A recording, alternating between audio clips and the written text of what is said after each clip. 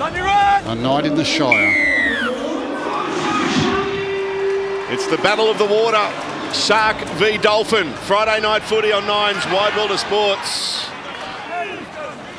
Now, it's with Hines. Opened up down the short side for Nico. And the Sharks score first. That'll do the Sharks and Nico. His confidence, a lot of good. Now Brayley to Trindle. Trindle into the line. Kennedy, nice. Talakai. He'll get close. Talakai, has he got the ball down? They've held him up. Slip there from Kennedy, so maybe a bit late getting onto this one. But then just glides. So look at him go through. Kennedy over the halfway. And he can't find his support. Great tackle in the end, Avarillo, but here come the Sharkies. Surely now they get their second. Trindle, he's tackled 10 away. Dolphins just hanging on. Brayley to Hines, and they put it down. Anything can happen in the second half here at Shark Park on this Friday night. Just the one try to speak of. Ooh, there's an error. There's an error off the kickoff. Josh Kerr was in there. Now Katoa to Farnworth, and Herbie puts it down. Hines. Kicking for Nicara, and Nafahu put that down. It's a knock on. Shot clock on.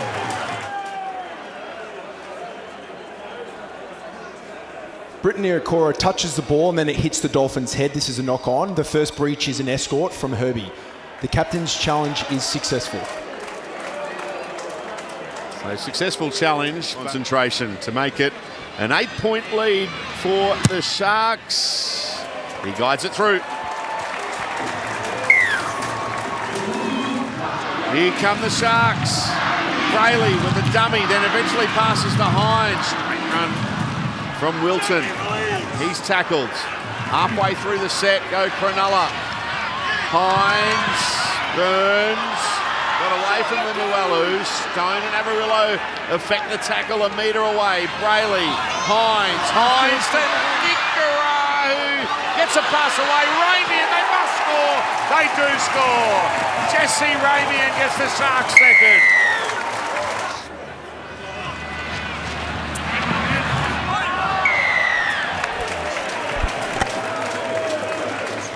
Shot of the task that awaits Nico, and he nails it. Here is Katoa. Inside, Avarillo with the acceleration. Oh, that's a clever kick. Fine, he's got it. How did he get it? He's going to go to the corner and score. A remarkable try. Stop it. What just happened? That is incredible. His pass is always on from the middle of the field. First marker gets out hard, chasing kickers on the last play. You can get your fullback on the inside. Playing on the inside, there's always space. Fino, he was stumbling. He reached down, caught the ball, picked the ball up on his toes, nearly at full pelt. Look out, here goes Herbie, wonderful footwork. Kennedy with a job to do. He beats Kennedy. Here comes the cavalry. Stays alive. Links up with Donahue. Donahue back inside to Herbie. Herbie scores. The Dolphins go back to back. Stop it. How does he get through here? Stop it. Last play, Hines. Nico ran it. Nico scores. He gets his second. Last play.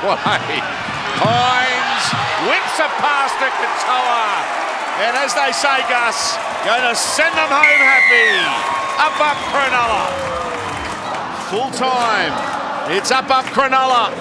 The Sharks 24 have defeated the Dolphins 12.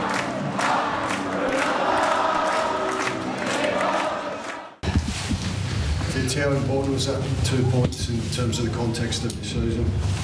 It was in the context of the week. Yeah, it was really not so much the season. Can't look too far out at the moment, but no, it was a big week.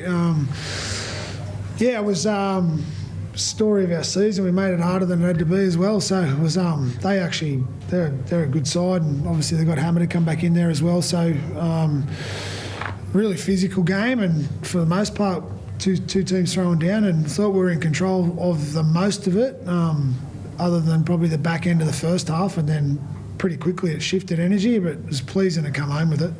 Fitz, you'll get to the attacking plays a bit later. How important was that defensive chase by Toby Rudolph? Jeremy Marshall-King looked certain to scoring, just the effort play to get there to stop him. Yeah, we're just talking about it in there, about some days things aren't perfect in defence, you're trying to, and geez, they got some strike in them, as you know, and started to open us up a bit there, and we sort of discussed it in the week about finding a way to turn up and when you least expect it, and we just threw him back out there, and for him to come up with that play was that was huge. As a coach, like obviously attack's great, but are those the plays that you really want to see from this team?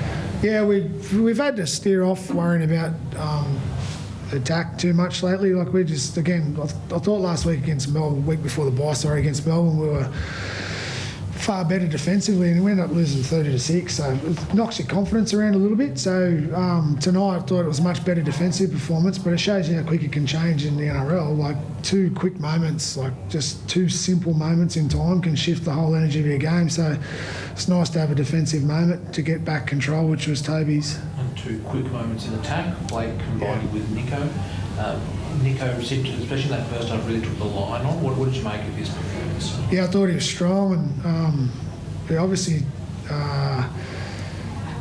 didn't overdo everything, just kept it simple. I thought him and Tricky controlled the game really well, kicked really well. Like him and Tricky's kicking tonight was spot on, and it was nice for him to have a few moments, and he'd probably keep him quiet for a week, hopefully. But and with Blake, been joking, but he's a slow learner. When he runs, good things happen. So keep running, man. Yeah. Fitzy, I was going to say, like, because you had to answer questions a few weeks ago about your halves and Nico and them or not. It felt like he sort of answered his critics a bit tonight, though, didn't he? Oh, they're there anyway. Honestly, I walked into the press conference at the captain's run. The first question I got asked is about Nathan Cleary. That guy's a champion. Like, he's an out-and-out champion half of our game.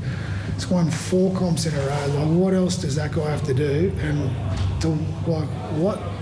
Yeah, if you don't win a game, you get criticised. But the magnitude of that, it's amazing to me for the stars of our game and the champions of our game. It's actually disappointing, to be honest. I'd rather just, we should be applauding those guys. Yeah, they didn't win, didn't get a job done. You deserve criticism for an actual performance, but the magnitude of that's grown. And, Nico's been through plenty of that. But it's also been a lesson for him. I think it's actually given him some more resilience and resolve, and he's not letting it affect him anymore. Blake Fitzy mentioned the running game. Like, it seems to be a constant theme. You get asked about it a fair bit. How do you find that balance? Like, obviously you've got some great forwards to go off, but when you see that space, it's just run. Yeah, definitely. It's obviously the quickest avenue to gain metres from our side, and we've got some powerful middles who can get quick play the balls, and I'm pretty lucky to be running off the back of that. And once a slow marker's there, or the known position, Fitzy encourages me to run. So I feel like I'm in a good space at the moment. So hopefully I can keep building on that, and obviously shows it's better for the squad. Any injuries, Fitzy? I think T copped a knock and then Adden had some strapping. Yeah, both of them were knee clashes. Ads is all right. Corker's it's probably got to give Adden and condolences to the Fanua Blake family for what he had to go through and then turn up. And Britt Nakora had a baby today. He was amazing tonight, Britt, and Cam. Like, Cam can't do this because he's got something's not looking good at the moment, Cam. But they're the stories you don't sort of see before the game, and really proud of those guys to turn up, and the team know it, and really thankful that they all managed to turn up and play strong tonight. It was important for us. Just on Cam Fitzy, we know what a warrior he is, but is that right? He had to spend a couple of nights in hospital this week, and he didn't have to play, but he wanted to play. Yeah, typical Cam. He went up the other day, had an infection and tried to keep it hush-hush, and he's usually charging out there in the middle of winter in a singlet, and he had a long shirt on, so everyone was commenting, why are you wearing a long shirt? And he kind of let it slip then, and then, it sort of flared up a bit more today, so I went back up this morning to have a bit of a procedure on it and got it fixed up and packed to get through the game, and I reckon I'll be in for a sore couple of days with it. How close were Britton and Adam to not play tonight? Were they always going to play? We didn't. Yeah, it was really hard on Acco as well. We were going to play Acco, but we weren't sure whether Billy was. We weren't sure whether Britt was going to make it, the Savo. So we decided we had to cover Cam, Adam, and Britt. So we needed to go with 4 forwards for that reason. And we were confident they both wanted to, but whether they were able to was a different story. And thankfully, it all worked out. I'm interested, you've spoken a bit this year about how you've had to remind yourself to run more, and Fitzy jokes about it a bit there, but has it got to the point now where it's natural, if you get what I mean, it's gone beyond the point of you having to consciously trying to run more to the point where you are naturally running more, if you get what I mean? Yeah, I think it's just a part of my game now. I think, I've taken big steps forward to make that a part of, my game and, our team's game. And now if I don't run, it's not a pass mark for me. So, it's part of my game now. And, hopefully I can keep building on that and keep running for our team. And hopefully our middles get on the front foot and keep going. Fitz, you mentioned before focusing, I guess, more on defence than on attack. Has that, I think, at the start of the season, there was a lot of focus on, I guess, the Cronulla attack because of the strike of the back 5. Has that had to be a very conscious shift? Our back 5 haven't played a single game together all year, so it's it went out the window pretty quick. But no, I don't. We've always sort of wanted to work hard on our defence. 6 weeks ago we were second in defence, and 5 weeks ago now we've just had a really poor month of defence, particularly last plays. So we feel like we should be defending better than that, particularly at that stage of the year, and it's knocked us around a bit. So the best way to get confidence back is through that. But the momentum swings in the NRL are huge at the moment. You're on the end of quick points. It happens really fast, so it's harder to get a grip on it. But we stepped in the right direction a little bit last week and again tonight, but it still needs some work. Yeah. Thank you. Thanks. Christian, did you think it was a brave performance given all the players that you're missing? Oh, I thought we were very brave. For a lot of reasons. We have got lots of blokes out. We lost Mark obviously early in his stint. That changes a lot of things, and for different reasons. A lot of them are our own. We were on the back foot for most of the game too, but we were brave. We hung in, and I'm disappointed with the loss, but I'm very, very proud of the effort. The decision, like, it's always tough with Origin 2 days back. And were you tempted to play Hammer, or is it just for the rest of the season it's probably the best option to just let him have the weekend off? I think it's important we looked after him. He worked really hard on Wednesday night, and it's a Friday night game, and we're going to a Thursday game. So, if I just throw him out there and run him into the ground, then we're not going to get the best out of him either. So I'm happy with the decision. That wasn't an impact tonight at all. And Jack Averillo did a great job. I was proud of all the boys. He came out with a big play. Are you happy with how the team sort of looked? Like the Sharks obviously was stifling in defence, but the boys seemed to find a way to counter that. Are you happy that last 20 minutes the attack started to come together? Yeah, it probably sort of did take us to the last 20 minutes to sort of figure out what we wanted to do there with the ball. And in some ways we're just a touch off, just some of our passes or some of the little errors that we made. We get a bit of an opportunity straight after half time and sort of turn the ball over. We just weren't quite on our game or quite at our usual best there. But as I said before, I'm not disappointed at all. I thought we were really brave. I'm only disappointed with the fact that we couldn't quite get it there at the end.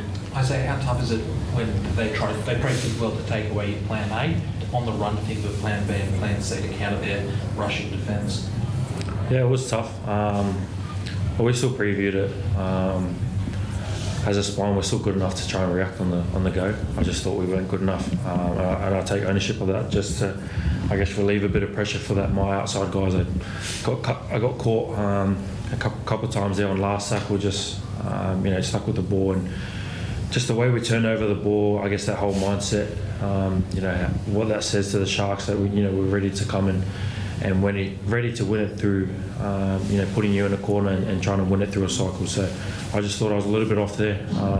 Like Wolfie said before, I thought we just took a while to connect as a spine, and I guess finally get some shape on in that last 20 minutes. But I just thought we dug in deep. We still hung in there, and at the end of the game, we still nearly gave ourselves an opportunity to win the game too. Isaiah, as part of that, like say, connecting with the spine, obviously adapting to know Cody the next little bit. How did you find that tonight? I thought it was fine. I thought at times I wasn't dominant enough. My calls were probably not as, like I said, dominant.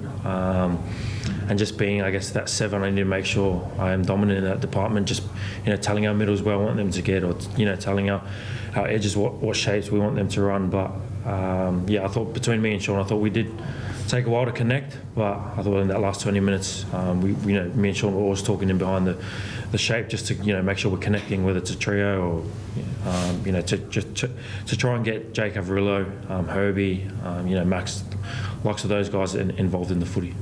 Christian, why did you end up deciding to go with Jake at fullback tonight?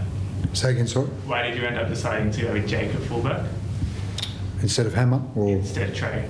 Oh, look, Trey, Trey's very early back from his knee reconstruction, and he's played 4 games of 80 minutes and he hasn't played for 3 weeks. He had another little sort of niggle on the same knee. So, if he'd have been playing the last couple of weeks, then he's an obvious choice there, but I just didn't think it was quite right to throw him in just yet. Christian, unfortunate error by Tavita near the end of the game, but first game, apart from that, what do you make of his performance? I thought he had a really good game. I thought he looked like a first grader, and he's going to play plenty more first grade for us. And it was an unfortunate error, and he's probably a little bit disappointed with that as well. But outside of that, I thought he had a really good game of footy. Christian, just how resilient is this team to go through what you've gone through this year? Like, I think if you're in Sydney team, will probably make a much bigger deal out of the amount of injuries you've had and whatnot. Like, to be in the position you're in, and tonight, with half your squad out essentially, to fight back to 14-12 with 10 to go in that game and not sort of roll over. Oh, they're a brave group. I love the way they turn up for each other and keep fighting for each other, and that's what you want your footy team to look like. And we're not interested in making a deal of it either in terms of who's out. Enough good players out on the field to do something with it, and we'll keep fighting with what we've got. Beautiful. Thank you very much.